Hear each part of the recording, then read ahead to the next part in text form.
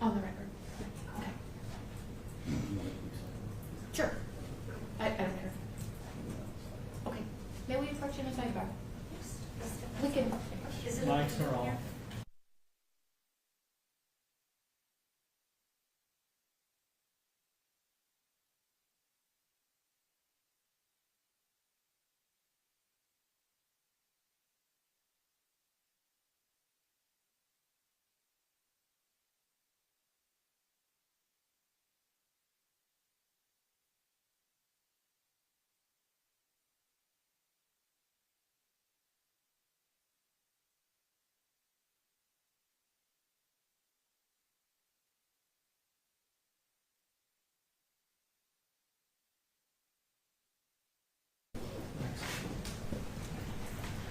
Please check with our jury. If you're ready, please begin.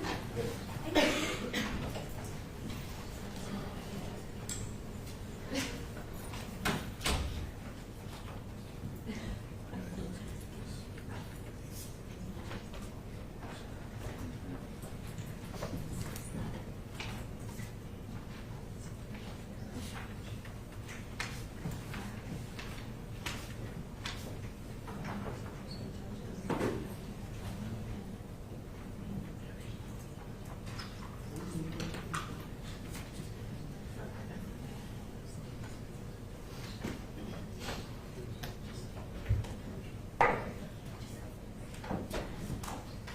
They're ready. You ready for me to come in? Yes, they're ready.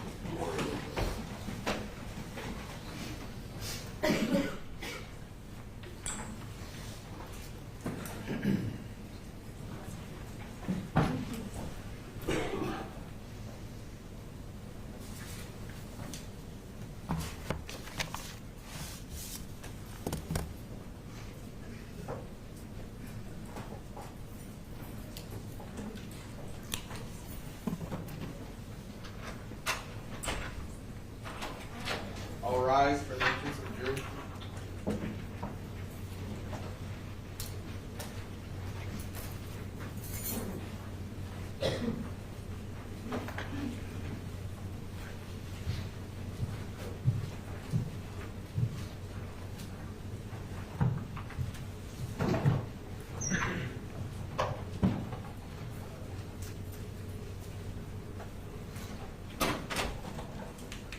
You may be seated. Good morning, ladies and gentlemen. Good morning. Has anyone attempted to approach you or speak with you? Or have you heard anything about this case between the time you separated yesterday and got back together this morning? No, ma'am. Thank you. The state will recall Dr. Emily Lazaro.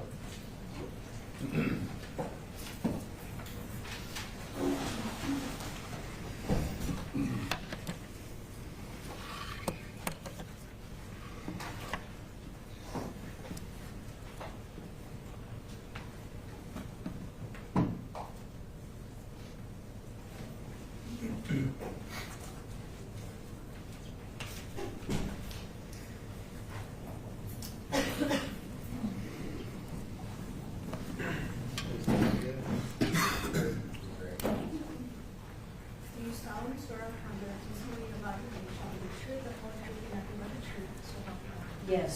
Practice with this.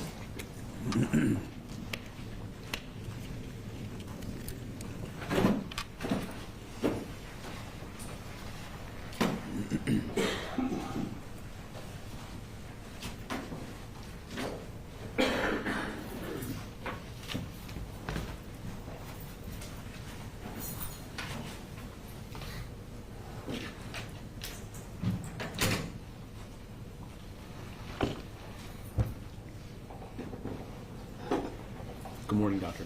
Good morning. Yesterday we talked about, we left off with your disagreement with Dr. Mackless that the capital felony was committed while the defendant was under the influence of extreme mental or emotional disturbance, and disagreeing with Dr. Mackless's opinion that the capacity of the defendant to appreciate the criminality of his conduct or to conform his conduct to the requirements of law was substantially impaired. You talked in your explanation of your disagreement with Dr. Macklis about the circumstances surrounding what happened that day. The actions of the defendant showing up at the bank, watching the male customer leave, and the subsequent actions that happened within the bank. Dr. Macklis spent and focused quite a bit on the defendant's prior hospitalizations that occurred 5 or more years before this incident. I want to now ask you a little bit about your impressions about the applicability or the significance of those incidents way in the past as they relate to what we're talking about in this case. So could you kind of go through that for us and give us some of your impressions after understanding how Dr. Macklis feels about that? In terms of his history, I guess the thing, it is relevant. It is relevant because it shows us, for me, it's a foreshadowing.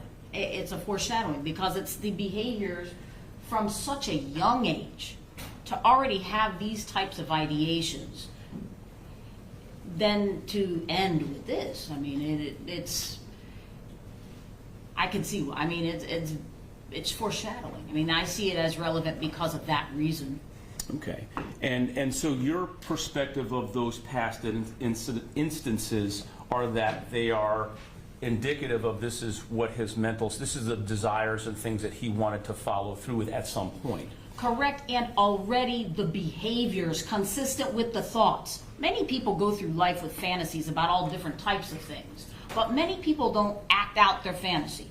And so he not only described it in a very articulate manner for someone of that age, but then actually acted it out in a controlled environment. That's very rare to see that because a lot of people stand down to authority. They're in the hospital, there's doctors there, there's people of authority there, and that didn't stop him. He threatened them. So, I mean, to see that happen at such a young age, this wasn't an adult doing this was a kid doing this. And I think that was one of the things that sort of astonished doctors. And for me, given what I do, it's rare to get to see that so well documented. So I guess the other view of that is that activity tends to explain for a different reason why the defendant in this case did what he did. If you remember, Dr. Macklis talked about how those experiences are evidence that in fact the defendant would not have been responsible because of these bad situations in his prior life. What do you think about that? Well, I mean, the bad situations in his prior life were caused by him. All of the bad situations that happened were due to him being there. So whether it was in the school, him then creating those scenes, then in the hospital, hurting people, threatening people, to the point where they even wanted to send him to the last hospital, Epworth, to get a second opinion. Because they're like, are we wrong here? What's going on here? We want to make sure we did everything right by this person.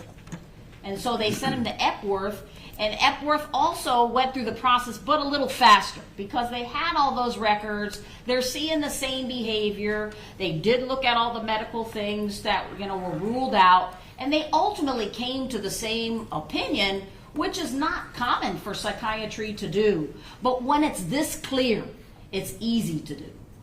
So that's another thing I want to ask you about. By the time, and there was a lot of information presented to this jury where there's like, well, there's this, but then there's this. And there's this situation, but then there's this situation. So for someone on the outside of your profession who's listening to this, you say, but it's so clear. Tell us what you mean by that as far as in your profession, the information that you had over this this period of time back in the day that is so clear. Like, talk about how much information there is. How is it so clear? Tell us about that. Well, because the behavior is consistent. The behavior, the thoughts, and the verbalizations are all consistent. That's why it's so clear. A lot of times we get questions about, is this the product of a depression? Because a major depressive disorder has an irritable component potentially. So you then want to always give someone the benefit of the doubt and say this could be a mental illness manifesting itself in this way. And as physicians, we all do that because we want to make sure there's nothing we can fix, because that's what we want to do. That's why people come to us, to help them. So that's what we're trying to look at. But then when you ruled all those things out, and you're seeing it over a prolonged period of time, because I believe there's been a year span from the first hospitalization through this. So this is an extended period of time, a protracted period of time. It's not a snapshot. A lot of times when we see something that's the product of a mental illness, it occurs right then. It occurs in the most severe portion of that illness. So you have a major depression with psychotic features, and I've had this in forensic cases, and because they haven't been treated, it ultimately pours out into this horrific act. I've seen that. I've done that. I've treated those patients.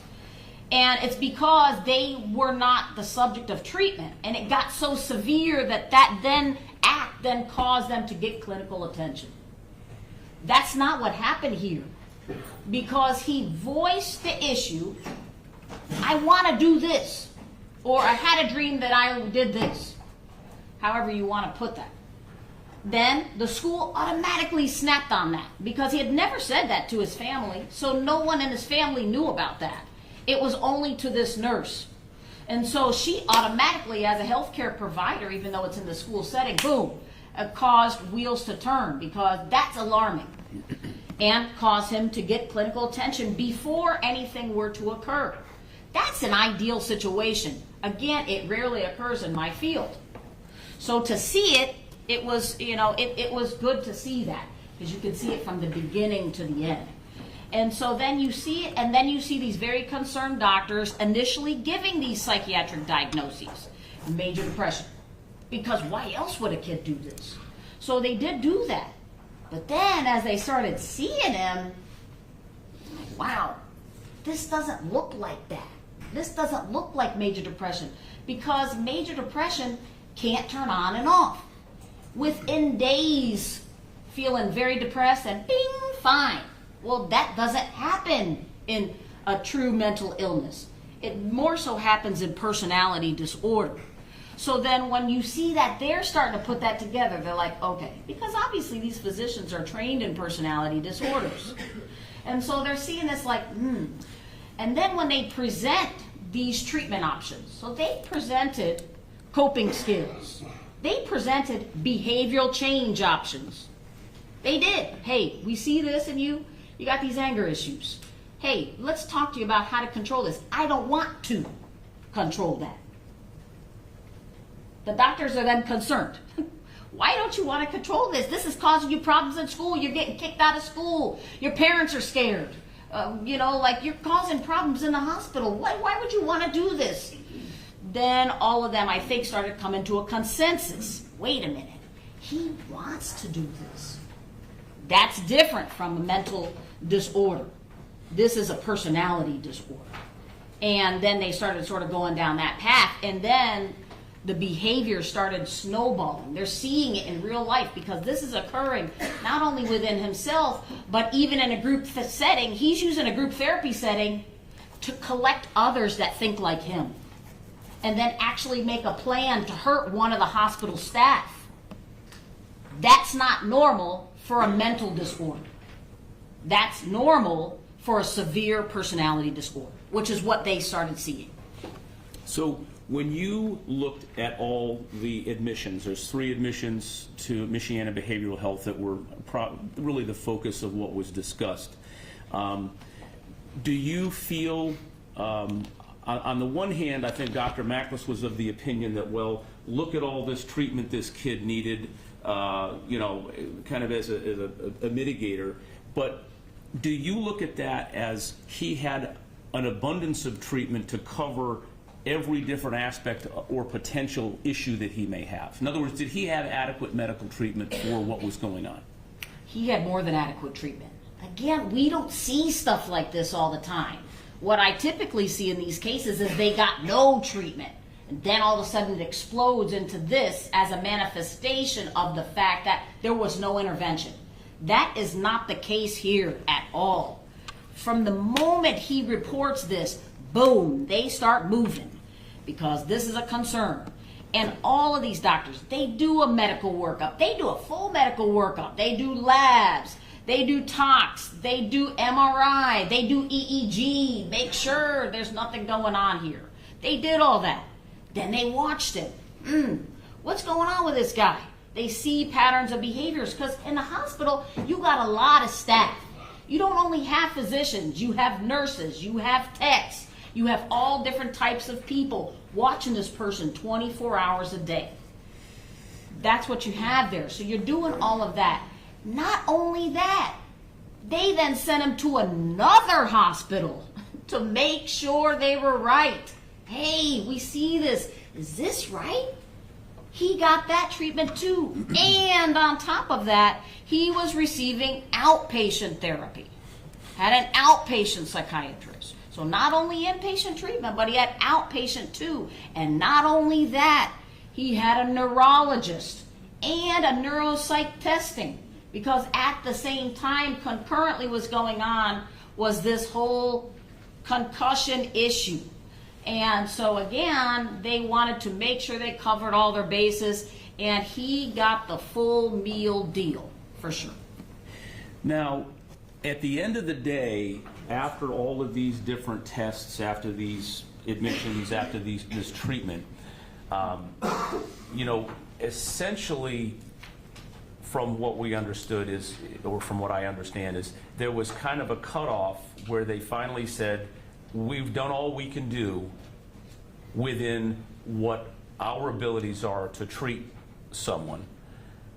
And then there was a mention of juvenile justice. Yes. How does, like Dr. Raster, for example, and we've seen some of his records up on the board. Yeah. Dr. Raster makes that conclusion. What does that mean? Where are we with our testing, our treatment, all the things that the hospital has done? Where are we at now? What does that mean when Dr. Raster says not much else we can do? Well, I mean, exactly that. And he didn't say it like an exasperated way. That's not how I interpreted the records. How I interpreted the records was he was like, I got it. This is what it is. This isn't psychiatric. This is a potential criminal type of thing. And the only solution to this is the criminal justice system. This isn't a psychiatric issue. This is a criminal issue. We have nothing further. He said no barriers other than his lack of willingness to work on his issues was the issue. So let's talk about that. His lack of willingness to work on his issues. I want to talk about compliance. Compliance with medication, compliance with therapy, compliance with what the doctors were recommending. What were your observations about the defendant's compliance with these various modes of treatment from what you've seen in the record? I think it was variable, and that's not uncommon for teenagers. I mean, it's not uncommon for teenagers. I have teenage patients, and their parents have varying ideations about psychiatric treatment in general. But I always tell patients, you must be bad off. And they say, why? Because no one wants to take their kid to a psychiatrist. And they don't. So there's a lot of variable ideas about what they have. So you deal with that. That's normal. But he had variable compliance. He had variable compliance with his medication. And I think he had pretty fair compliance with his psychotherapeutic treatment, because I believe he saw the therapist, Mr. O'Connell, for a while. And it looked like it was consistent. His parents brought him in, and I think that was consistent. We're kind of at the point now where I'm going to change gears a little bit. You've told us about your disagreement with Dr. Macklis with his conclusions about the defendant's ability to appreciate the consequences of his actions and operating under this distress situation. You've talked about the past and how you have interpreted a lot of the medicals and what has happened, and even voicing Dr. Raster's statement that this is not something we can treat. It's more of a personality or a behavioral issue that if you don't want to behave, that's nothing we can do for you. Correct. So what I want to talk about is, so could you tell the folks in the jury, now you're a psychiatrist, can you give us an explanation of why this behavior and this would have occurred? If it's not something that can be treated, what is the disorder? If it's not depression, if it's not psychosis, if it's not anxiety, what, or I shouldn't say those, I don't know what the terms are, but what is it then? What is a diagnosis that is something that you don't have, or that you do have conscious control over, but you still do stuff? Could you tell us a little bit about what your findings are with regard to a diagnosis that explains this behavior? Yes. So as you guys know, I've already alluded to this many times, because it's very clear to me. He has personality disorder. He has very severe personality disorders, multiple. And I will talk with you guys in detail about them. But just to touch on them, antisocial personality disorder, borderline personality disorder. Those are the two personality disorders that he has. He also has a history of conduct disorder, and he has a history of oppositional defiant disorder. And then the final clinical classification that I gave was my concerns for malingering in this particular case. Okay. So could you walk us through, those are disorders and things that I'm not very familiar with. Could you kind of walk us through why you believe that these things are applicable to the defendant in this case, and what it is that you look at in order to make that determination? Okay. So the first one, guys, is called antisocial personality disorder, like we already discussed. And the very first thing I want to tell you is that a lot of people think it's, I don't talk to people. That's antisocial. That is a common person's thought of it. But antisocial in psychiatry means against social norms. That's what it means. And so when someone has antisocial personality disorder, or any personality disorder, it's an enduring pattern of behavior. Meaning we start seeing this from a very young age, and if they have a disorder, it must cause social or occupational dysfunction. In the case of a child, the occupation is school, right? And then we have social dysfunction, meaning interpersonal relationships. They have problems with that, problems with maintaining work, and that type of thing. So if something then meets the level of where it causes social or occupational dysfunction, that's when it gets classified as a disorder. Many people have personality traits. Everybody has a personality style. But whether or not it gets to the severity of a personality disorder, that's whenever we start being attentive to it. And I always describe to patients, it's the lenses through which we view the world. That's what personality disorders are. And so that colors everything that we do. It's not a circumscribed thing that just happens in this one situation. It happens all over the place because it's who they are. And so that's why it's such an enduring pattern. And so there are 7 criteria for antisocial personality disorder. And you only need to have 3 of those to meet that disorder. He has all 7, which means the level of severity of his personality disorder is severe because he meets all the criteria. And tell us what criteria are. I know that that's something that you work with on a daily basis, because in order to find somebody has a particular diagnosis, is it, I guess my analogy is, I open up the cookbook and I want to bake a cake. Yeah. So I got to have milk, I got to have flour, I have to have butter, I got to have whatever I need, right? Yeah. Is that a rough analogy of what you go through to determine whether someone fits into a particular personality disorder. Yeah, this is the cookbook right here. It's called the DSM-5-TR. I'm sure you guys have already heard of it and seen it, but for us, this is sort of the manual, so that way we're able to speak with everybody else consistently about it. So that way the cake turns out the same every time, because cakes can have varying ingredients. These are all the same ingredients for every single thing. Okay. Now, whether or not somebody has all the ingredients is another thing. Maybe you can bake a full cake or a little muffin. I don't know. But in this particular case, we got a full birthday cake here. All right. So Okay. tell us a little bit about what these ingredients or these, what do you call them? I know. Now everybody's calling them ingredients. They're criteria. Criteria. Yeah. It doesn't sound as good if my criteria is a cracked egg. All right. So tell us what the Okay. criteria is for this. Okay. So the first criteria for antisocial personality disorder is a failure to conform to social norms with respect to lawful behaviors, as indicated by repeatedly performing acts that are grounds for arrest. So in this particular situation, you guys would say, well, he wasn't arrested when he was little. He wasn't. But the reason is because he was protected by his parents. He did acts that were ground for arrest. He beat up kids in the hospital. He broke things in the hospital and at his home. You know, he threatened people. All of these types of things are crimes. But in this particular case, because he had protective parents and they had a conscious awareness of not wanting to ruin his life, they wanted to go through all of these different steps to protect him. And that's not uncommon. And so, again, that's the first criteria. Obviously, in this situation, this was a horrific thing and 5 horrific acts were occurred. Each of those are criminal acts, obviously. And so then he meets that criteria easily. Criteria number 2. Displayed deceitfulness, as indicated by repeatedly performing deceitful acts and at times for personal profit or pleasure. In this case, that's all over the records. It's all over the records.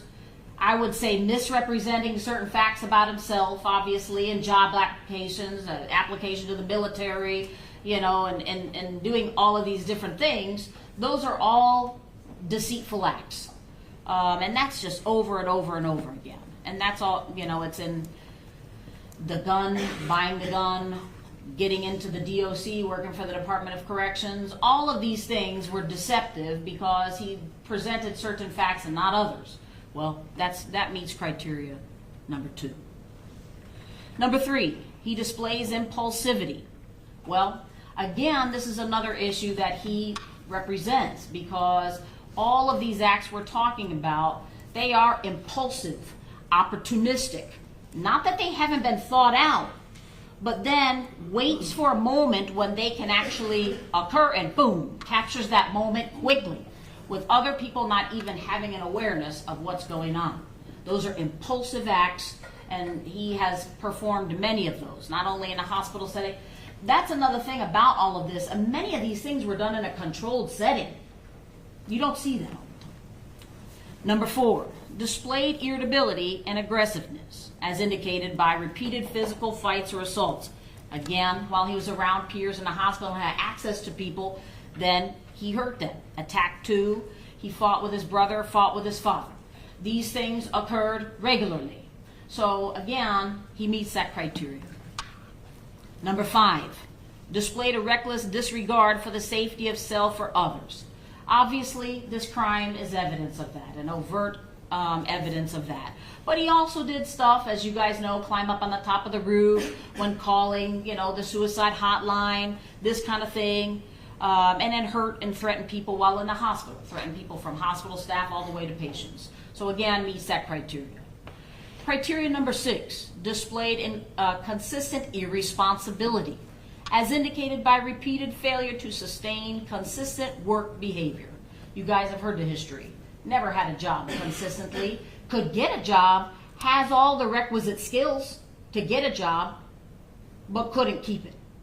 People with this disorder, due to all of these things, the interpersonal issues, just their lack of actually wanting to have an effort to something that's not for them, that makes it very difficult for them to maintain. Couldn't maintain school, just boom, boom, moving from place to place. Again, that meets the criteria for that. Number 7, he displays feeling of being indifferent to or rationalizing, having hurt, mistreated, or stolen from another. Again, his parents are the fall guy. They did everything wrong. He did nothing wrong. Girlfriends did everything wrong. He did nothing wrong. This kid called me a pedophile. I did nothing wrong. These women were just standing there. He did nothing wrong. Mental illness did that. That is the exact classic. You can't get any more classic for this disorder than that. So again, like I said, meets all 7 of the criteria of antisocial personality disorder. Now, you've said in the beginning you really only need 3. Correct. So if someone was to dispute one, for example, you would still have 6. If someone was to dispute 2, you'd still have 5. So this disorder it only requires 3 for a finding of that. But in your opinion, and based on what you've read and what you know, you feel that all 7 of these are applicable here. Yes. Now, from an outside standpoint, and this is what I want to emphasize, I can sit and I look at the words that you said, reckless disregard for others. You're looking at this as a trained psychiatrist, not a layperson. So if I said, well, I didn't think that was that reckless, you have the training to make that determination from the DSM-5, right? So it's not from the DSM-5. My training is a year of intense forensic training, working in this field for years and years. And that's what I'm talking about. So while there may be some question, possibly someone may say, well, how is that reckless? That's something that you've been trained in, that you've seen, that you've diagnosed, that you've been through many, many, many times, because that's what you do. Yeah. Okay. So that goes through our antisocial personality disorder. You Yes. talked about borderline personality disorder. Yes. Tell us what the ingredients or criteria are for that. Yeah. Borderline personality disorder is another disorder. We used to separate the disorders into A, B, and C. Antisocial personality disorder and borderline personality disorder are both within the same cluster, cluster B, which is a theatrical cluster. And in this particular situation, borderline personality disorder is really one of the hallmarks of that cluster because it's a pervasive pattern of instability of interpersonal relationships, self-image, affect, and marked impulsivity. So again, all personality disorders begin in childhood and can go forward. In this particular case, definitely does. But it's a dramatic personality style, and we see this very, very commonly, and particularly in this defendant, it's very clear. There are 9 criteria in borderline personality disorder. You'd only need 5 to meet that disorder, and he meets all 9. So again, a severe form of this personality disorder as well. Conduct disorder. Yes. What is that, and what are the criteria for that? Now, thank you for bringing that up, Attorney Johnson.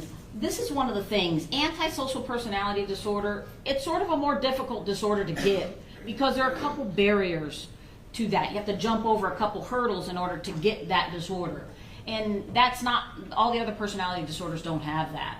Antisocial personality disorder, you need to have evidence of conduct disorder in order to even get to be at the level of even being looked at for antisocial personality disorder. And again, it's only evidence. You don't have to have the entire disorder. Conduct disorder is, again, a persistent pattern of behavior. It's a child disorder because once that person reaches age 18, if they still display those behaviors, it becomes antisocial personality disorder. So conduct disorder is sort of a precursor to antisocial personality disorder. And conduct disorder has a lot of criteria. Again, it's a childhood disorder, and it's harder to sort of nail kids down. But in some, they rise to the top. And in this particular case, it did. And we see it in the hospital that he was been diagnosed with it, but you only need 3 of 15 criteria. And there are sort of classifications of the criteria, and I'll go through them briefly because, again, you just have to have evidence. One is aggression to people or animals. And one of the criteria in that is often bullies, threatens, or intimidates others. You guys have heard it over and over and over. In the hospital records, the school records, threatening teachers, hospital people, staff, father, mother, brother, everybody. Everybody's threatened, and he easily meets that criteria. Another one is destruction of property. And you guys have also heard that because he destroyed property at the hospital. Broke walls, broke a wall in there, and there's also evidence that he broke a hole in doors at the parents' house. So again, that's an easy one. Deceitfulness. Again, often is deceitful to obtain goods or favors or to avoid obligations. We see that here in this case with the concussion, getting out of sports. Didn't like sports, didn't want to do sports, was still being forced to do sports. I'm going to get hurt. So concussion was there. That was it. Mental health treatment. I'm tired from the meds. Can I go to the nurse? I don't want to do school. You have a legitimate reason not to go to the nurse. No one's going to question that. So again, these are types of things that people do. Serious violations of rules. He was kicked out of school, expelled from school because of violations of rules. So again, easily meets the criteria for conduct disorder. Okay. So in my understanding, to kind of sum that up, conduct disorder is more of the childhood version before you get to antisocial personality disorder. Yes, and not everybody that has conduct disorder gets to antisocial personality disorder. A lot of times, kids are just, they're just hard to deal with, or maybe they do have a family environment where they're acting out a little bit. That's very common. Not everybody that has conduct disorder goes on to antisocial personality disorder, but if it is persistent in words, thoughts, and actions, they're more likely to. And so in this particular case, that's what happened. So we went from the precursor, the conduct disorder. In this case, the defendant then moved into antisocial personality disorder, but then even got to the top of that scale, so to speak. Correct. Very severe. Serious, yes. All right. You also talked about oppositional defiant disorder, and what I find interesting about that is that was actually something that I saw in the records and asked about. It said ODD, and we found out what it meant. So let's talk a little bit about what that is. Okay. That's not as something that many people are familiar with. They're more familiar with OCD. But oppositional defiant disorder, again, is a pattern of angry or irritable mood, argumentative, defiant behavior, and vindictiveness, lasting at least 6 months, as evidenced by at least 4 symptoms. And there are many different categories within oppositional defiant disorder, and I pulled the 3 that this defendant most clearly fit. And the 3 were angry or irritable mood. You guys seen it, heard it, been there. Loses temper easily, often touchy or easily annoyed, and often is angry and resentful. There was one thing in the hospital record I remember once I asked him, "What's your mood?" And he said, "Angry, angry, angry." Classic for this disorder. Argumentative and defiant behavior. You guys have seen it, heard it. School, hospital, parents. Often argues with authority figures. Often actively defies or refuses to comply with requests from authority figures or with rules. He was kicked out of school. Easy rules, just didn't want to follow. Even as early as 4th and 5th grade, not doing his work. Often deliberately annoys others. Easy. Often blames others for his mistakes or misbehavior. Done with this person. Then vindictiveness, has been spiteful or vindictive at least twice within the past 6 months. And that has been shown not only with the girlfriends, with the brother, jealousy and these kinds of things, but they take it to the next level and actually try to hurt them, whether it's emotionally or physically or something like that. Puts people down, his mom, he's brutal to this lady. And that's documented in the hospital records to where she wanted to leave his room in the emergency room because he was so brutal to her. And then the nurse had to come in and say, "Hey, listen, if you don't behave, we're going to get a police officer in here." He straightened up right there. If that was a mental illness, no straighten up. So again, over and over again, just proving by the behavior.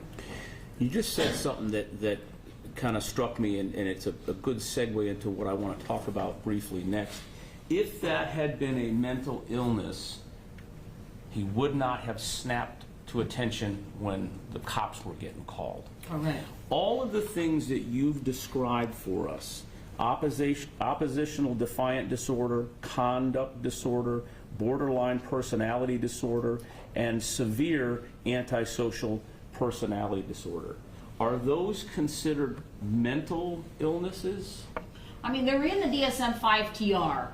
As far as me working in forensics, I make a distinction between major mental disorders of which you have no control and personality disorders or behavioral disorders where you do have conscious control over the behavior. So I make that distinction as a forensic psychiatrist. So are these disorders that you've just described for the jury and given the criteria for, are those disorders that the defendant would have had conscious control over? Completely, and actually those are the symptoms of the disorder. All of those conscious acts are symptoms. That's how they come up with the symptoms.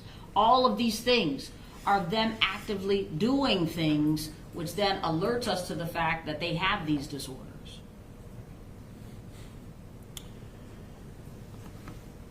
So is it your opinion that it was these behavior and personality disorders are the reason why we're here with the defendant's actions? Those are the psychiatric reasons, yes.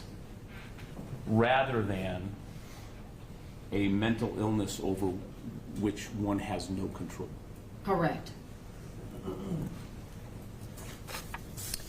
You had an opportunity to actually speak with and interview Mr. Xavier, is that correct? Yes, twice.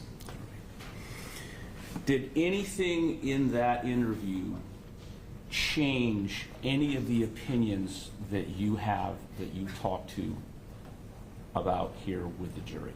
No.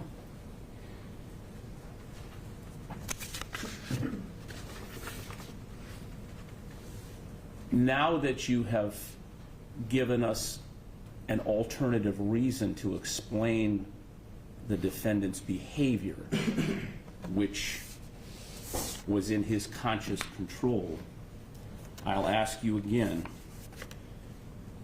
You disagree with Dr. Macklis's conclusion that the capacity of this defendant to appreciate the criminality of his conduct or to conform his conduct to the requirements of law was substantially impaired? I completely disagree with that. And you also disagree that the capital felony was committed while the defendant was under the influence of extreme mental or emotional disturbance? I completely disagree with that. Thank you, Doctor. I don't have any more questions.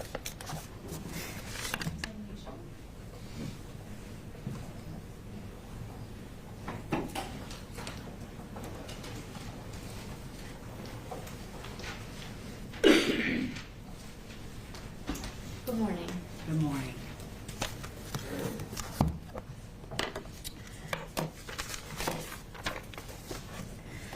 You've talked about the DSM-5 TR. You have your copy there? Yeah. Okay. This is the book that is used in your profession? It is used in my profession and other professions similar to mine. Like psychology, for example? Correct. Okay. You rely on this book? Well, I don't rely on it, but it is there and it is a guide. Okay. Well, when I say you rely on it so that you and other providers can speak the same language when you're talking with each other. Does that make sense? Yeah, and it is also for billing purposes, but I don't use it for that. But Right. yeah. Oh, because you don't bill in your private practice? Correct, I don't. This book was created and published by the American Psychiatric Association, correct? Yes. And what is the American Psychiatric Association? It's just a group of psychiatrists. It's a Okay. professional group of psychiatrists. Okay. A nationwide group? Yeah. Okay. I checked over the weekend. I think it had something like over 38,000 members. Does that sound about right to you? I don't know. Okay. Is the reason you don't know is because you're not a member of the American Psychiatric Association? Yes, I choose that. Okay. So, you use this book in your practice. Yes. There are things in it you agree with. I agree. I mean, this isn't up for my agreement. This is what it is. And this is a guide that we all have to conform to because, as you said, we use it to communicate. So, I mean, it's not whether I agree with it or not. This is what it is. Okay, Yeah. got it. You talked about that a diagnosis in this book is defined, if you will, by a set of criteria. Yes. Okay. And as a practitioner, when you're evaluating a patient in your private practice or in your forensic practice, you are looking at those criteria and making a determination of whether you believe, in your opinion, the person meets those criteria. Is that correct? Yes. Would you agree with me that there are some things in the practice of medicine that are sort of more definitive than others? Oh, yeah. So, like if you're an orthopedic, you look at an x-ray, you can see if the bone is sticking out of the arm or if it's in line where it's supposed to be, right? Correct. Okay. Thyroid levels. You mentioned, whether it was today or yesterday, one of the things you might look for in your practice is a thyroid level to see if somebody's having a medical issue, right? Definitely. And when you are looking at a thyroid problem, for example, you send the person for a blood test, Yeah. and the person who draws the blood sends it to a lab, Yes. and the lab spits out a number that comes across. The lab produces a number that comes across your desk, right? Yes. And then you look at that number and you say, okay, I know what the level should be, Yes. in theory, for this particular person if they are not having a thyroid problem, and you make a determination of whether that person needs medication to address the thyroid issue. Yes. Okay? In looking at mental disorders, in looking at diagnoses, the criteria, would you agree with me that it's a little bit different than that process of the thyroid determination? Yes. Okay, because you don't get to take all the information in about a person, send it to a lab, and have the lab spit out a number, right? I wouldn't trust that. Yeah. Right. You're using your judgments, your experience, and you're coming up with your own opinions about whether the person meets criteria. Yes. Okay. You're filtering the information that you gather through your own mind, right? Yes, and depending upon the different sources, you have to give some sources more value and some less. And also, there's a lot of different factors involved in presentation style and how they respond to you, and there's a whole bunch of different things. Does this look like what it is? That kind of thing. Right, and so you're taking that information in, you're processing it, you're using your experience, and you're determining whether, in your opinion, a person meets criteria. Yes. And would you agree with me that in assessing whether or not a person meets the criteria, you're looking at the person's thoughts, right? You're you're assessing the person's thoughts. Is that right? I like you saying looking at, because I am looking at it. Yeah. Okay. I would go with that one more. Okay, well, that was actually one of the things I was going to ask you. Can you tell, as I'm I saw seeing... your thoughts. Can you tell what I'm thinking right now? Yes. I've known you. Yeah, Do you know what I was thinking on the way into the courthouse this morning? I have some ideas. Yeah. You can read my thoughts? If we sit together long enough, yes, You have the ability to do that. I do. You read thoughts. I do. Okay. Do you market that? People know about me. That's how people get to me. I don't market myself. Okay. All right, so you can read my thoughts. Are you reading the jurors' thoughts? I can see what they're thinking. Okay. All right, so let's talk about emotions. Let's talk about feelings for a moment. Would you agree with me that there are some people who are more expressive in their emotions than other people? Definitely. There are some people who are more expressive about what they're feeling inside than other people. Totally. Okay. There are some behaviors that you might encounter in your practice that some people show and some people may hide. Would you agree with that? Definitely. Like cutting, for example. Some people, they have that behavior as an outlet and they might hide it, right? Right, but I always know that and I always look. Okay. I know when they're going to do it, and I ask them about it, and many times, because they're coming to me for help, they'll show me. And like you said, a lot of times it's up on their thigh. It's in hidden areas that they Yeah. don't want to show a lot of people, but they trust me. So yeah, it's very common. Behaviors that happen that people might try to hide. Yes, they Okay. definitely try to hide. So, would you agree with me that the things that you're assessing when you're doing an evaluation, people's thoughts, well, we've established that you can read the thoughts, but the emotions, the feelings, the behaviors, there are things that you're having to make a determination about based on your observations and what you think that person might be feeling, what you think that person might be emoting, and what you know they're thinking, right? Yes.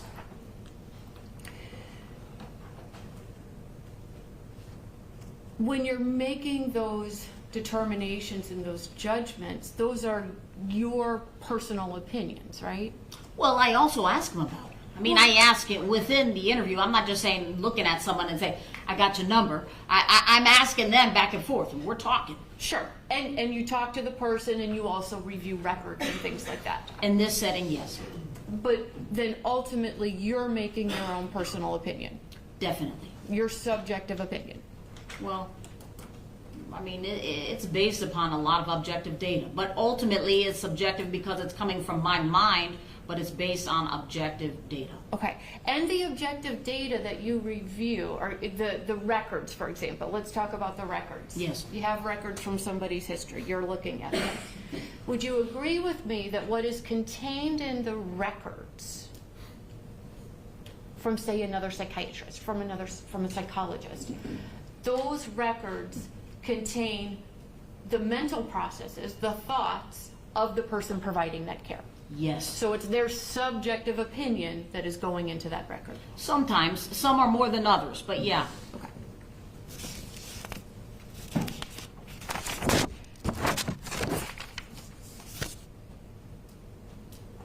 You might take a look at a person, the records, talking to them, and come up with one opinion. And another provider might take a look at it and come up with a different opinion.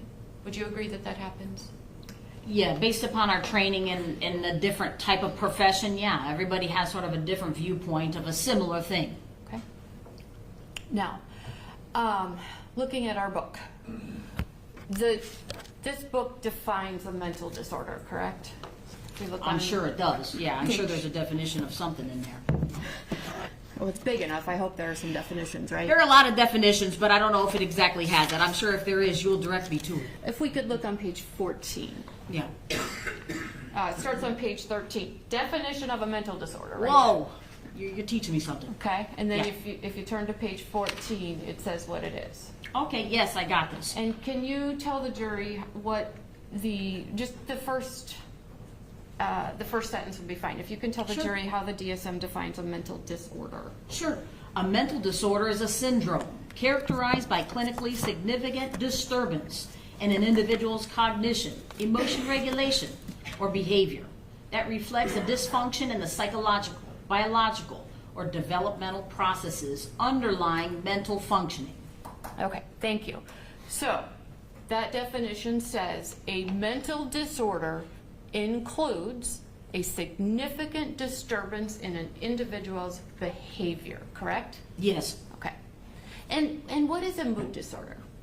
A mood disorder? Yes. Just exactly what you just said. It's a disturbance of your mood, whether or not it's depression, irritability, or mania, or something like that. So there's different variations of mood. Okay. This book has depression in it, right? Yes, Page 183. I'll get there. Yes.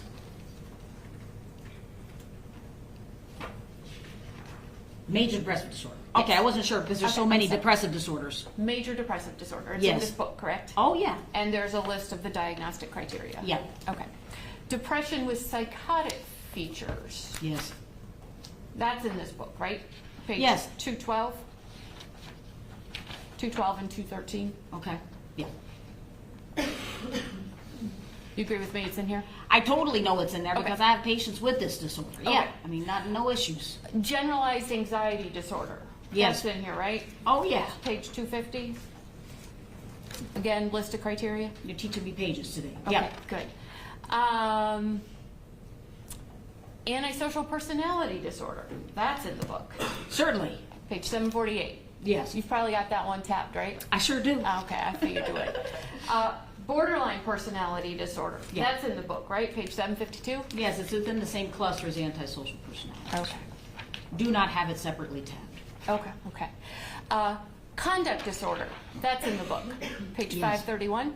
Yes. Oppositional defiant disorder. That's in the book. Page 522. Yes. Okay.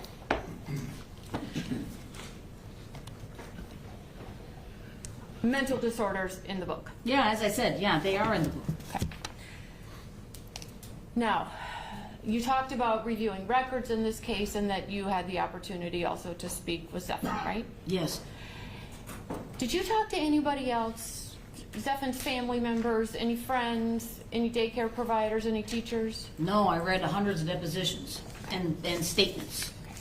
And when you review records and people's statements, when you're reviewing them, you might think to yourself, gosh, as a psychiatrist, if I was talking to that person, I might have asked this question. I always do that, yeah.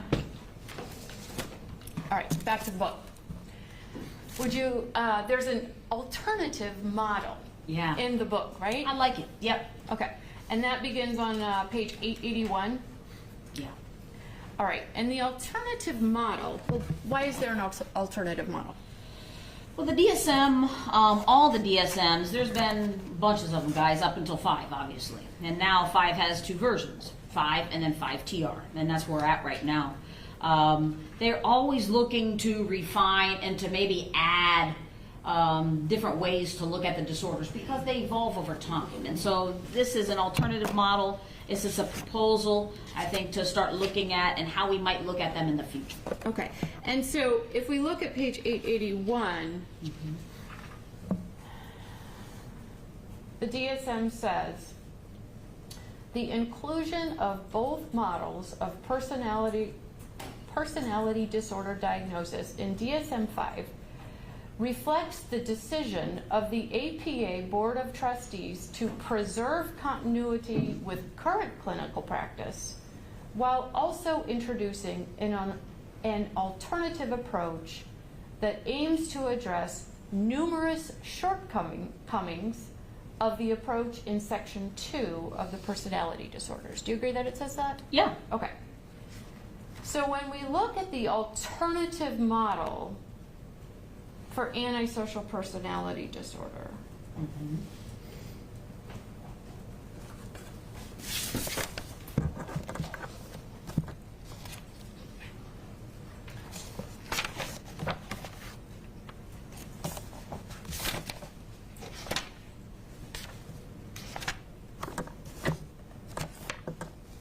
we're still on page 881. I'm going to back up from. I'm sorry. I'm going to back up from the antisocial. We're I going already got to 884. I was trying to beat you. Sorry. Okay. We're talking about on page 881 where it has the alternative model, general criteria for personality disorder, right?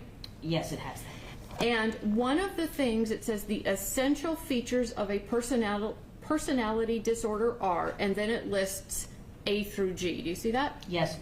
And one of the things that the general criteria for this personality disorder, this sort of evolving way of looking at personality disorders, is that it says the impairments in personality functioning and the individual's personality trait expression are not better explained by another mental disorder. Whoa, whoa, whoa. Where'd you fly to? Which letter are you on? E. Oh, okay. I thought you were on C. Okay. Are not better explained? Yes, by another mental disorder. This is what we do. Yeah, this is part of the differential diagnosis. Okay. So, if we could talk for a moment about your general psychiatry practice. You see patients in your practice? Yes, I do. You do medication management? And psychotherapy, yes. That was my next thing. And you do psychotherapy, right? Yeah. Okay. And you see patients with personality disorders. That's one of my specialties. Okay. And there are patients that you see with personality disorders that you might see twice a week. Oh yeah, sometimes 3 times a week. Yeah, it depends. Hours at a time, could go up to 5 hours in a visit. Because these are serious problems that need serious attention. And they want help so badly, and they know I'm an expert at it, and usually they come from far away to see me. Okay. And you, in fact, somebody shows up at your door and says, I got this problem, I need help. You're not going to tell that person, I can't help you, right? Well, I have. Well, okay, we'll talk about that. I have, yes. Because you're going to look at the medical stuff first, right? Yes, that's part of what I do. Okay, so the first thing that you're looking at, is there a medical reason why this thing is happening? That's the very first thing. I mean, that's not the very first thing I do, because when I first see someone, I don't have instantaneous access to a lab. But when I first see them, I'll write a script for a lab, and then I say, okay, before we see each other again, I want you to get those labs. So that way we can see if there's any medical reason why you're having some of these issues. I do that every time. So a person walks into your door, you're not going to say to that person, just right off the bat, I'm sorry, I'm not going to help you, right? You're going to try to help. If they get to my door, because they communicate with me via email, and if the impression I get from them is negative, they will never get to my door. But if they get to my door, I will see them at least once. And then if I see them in my first meeting with them, and if I determine that they do not want help or not suitable, I will turn them away after that. Okay. So a patient might present to you with things that are going on, and you might order some of your tests, not your test, you might order some tests. Let's say they're not mine. Yeah. You're sending them to a lab, you're sending them for an MRI, you're sending to try to get to the bottom if there's a medical problem, right? Yes. And you might find, I believe it's happened to you in the past, that we find out that patient has a brain tumor. That's happened, right? I've definitely had that happen. Okay. Yep. You had a patient, I think you told me one time, that came to you for anxiety, Yes. and you found out that that person in fact had a brain tumor. Yeah, I saw him several times, and then it just was not clicking with me, and I thought it was something intracranial, and I ordered a scan, and it was a huge brain tumor. Okay. So this person was having clinical symptoms that brought them to your door, right? Yes. And you discovered that there was this medical problem happening. Yeah, thank God he's still living. Yeah, so brain tumors can cause clinical symptoms that would get you to the psychiatrist's door. An actual brain tumor, yeah. Yeah, okay. Well, an actual brain tumor, you say. You don't think Zephan has a brain tumor, right? No. Okay. Are you a neurologist? No. Okay. All right. You mentioned when you at the beginning, before you went into the criteria for the different personality disorders, you mentioned antisocial, borderline conduct, oppositional, defiant, and malingering. You did not do any actual testing instruments with Zephan about malingering. Is that correct? I did not, no. Okay. No, I did not. Okay. In your practice, I would imagine that there are patients who may have been seeing a different provider, and then for whatever reason the care gets transferred to you. Has that happened? Many times. Okay, Well, or- because they go to treatment and it doesn't work, and then they heard about me, and then that's why they see me. And you've also seen patients in hospital settings, things like that? Definitely. And some of the patients that you see, whether it was in a hospital setting, forensic hospital setting, or a patient who comes to you from transferred care, I don't know, maybe they lived in Ohio and now they're moving to Florida and they need a psychiatrist, so they come to see you. That can happen, right? Yeah, oh yeah. So you may see a patient for the first time who is already on prescribed psychiatric medications, right? Almost every time, yeah. And if somebody is transferring to you from their practice or from their place up in Ohio, and they come to you, they say, I've been getting treated for depression for a number of years, these are the medications I'm on, I think they've been working with me, I want to keep going with my treatment, can you be my doctor, right? Oh, sure. Okay. Yeah. And because that person has been on medications, because their major mental illness has been treated, their depression is being treated, when that person walks in your door, you may not just be able to see, this person may not be exhibiting the signs of major depressive disorder that you might see if somebody is coming in your door that has never been treated, right? Oh, yeah, that's why you do a history. Yeah. Okay. So the medications can work to alleviate symptoms, right? That's the whole point, yeah. All right. So let's talk about antisocial personality disorder. All right. You treat this in your clinical practice, correct? Well, I mean, I do have patients with antisocial personality disorder, yes. Well, do you not treat them? I do treat them, but usually they have a comorbid thing that I'm treating. Okay, so a person can have something in addition to the personality disorder, Oh, yeah. something like depression, Certainly. and you can treat that. Yeah. Okay. And you said a moment ago that personality disorders are kind of your specialty. Do you see anybody who doesn't have a comorbid condition? Oh, yeah. And do you have them keep coming back to your practice? It depends upon what they're coming exactly for. Okay. But there are patients that you continue to see, sometimes twice a week, sometimes 5 hours at a time, that have a personality disorder, right? Definitely, yeah. Okay. And There's lots of other personality disorders besides this one. okay, but if you thought that there was no point in this person with this personality disorder coming to you for treatment time after time after time, pretty sure you wouldn't be taking their money for no reason, right? I definitely wouldn't. No, I discharge them. Okay. All right. So, ASPD, back to the book. I'm sorry, antisocial personality disorder. Back to the book, page. If we could look at page 750. Okay, we're going to 750. Under risk and prognostic factors, Yeah. what does that first paragraph say? You want me to read environmental and then that Yes, part? please.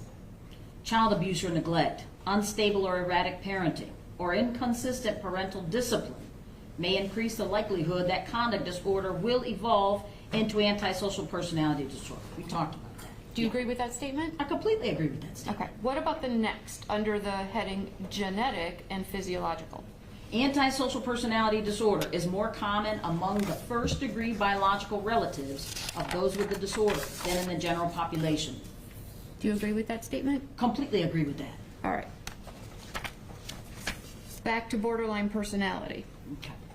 752. If we could turn to, on page 755, where it talks about risk and prognostic factors. Yes. First of all, what does that mean, risk and prognostic factors? I always want to say just exactly what it says. But what risk and prognostic factors means is what is contributing to this person that could make this better or worse. So when we're looking at risk, what factors does this person have that makes them more at risk to suffer from this disorder in a more great way? Prognostic is whether they have a good or bad prognosis, which means how are they going to do in the future.